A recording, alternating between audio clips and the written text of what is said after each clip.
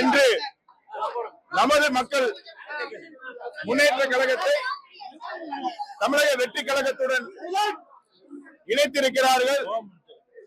கடந்த 6 மாதத்துக்கு முன்னதாக நான் என்னை நமது மக்கள் முன்னேற்ற கழகத்தில் இருந்து தமிழக வெற்றி கழகத்திலே இணைத்துக் கொண்டு அதன் பின்பு கம்பம் சட்டமன்ற தொகுதி வேட்பாளராக அறிவிக்கப்பட்டு கம்பம் சட்டமன்ற தொகுதி உறுப்பினர் ஆனேன்.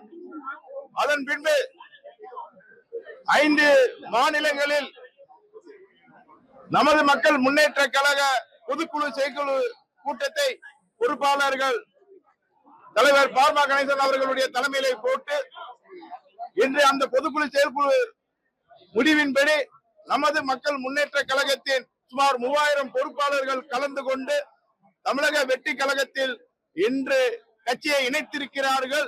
அதனைத் தொடர்ந்து ஒவ்வொரு மாவட்டம் வாரியாக நமது மக்கள் முன்னேற்ற கழகத்தின் கட்சியின் பொறுப்பாளர்களும் தொண்டர்களும் அங்கிருக்கக்கூடிய தமிழக வெற்றி கழகத்தின் மாவட்ட செயலாளர்கள் முன்னிலையில் நமது மக்கள் முன்னேற்ற கழகத்தை இணைக்க இருக்கிறார்கள் என்பதை தெரிவித்துக் கொள்கின்றேன்.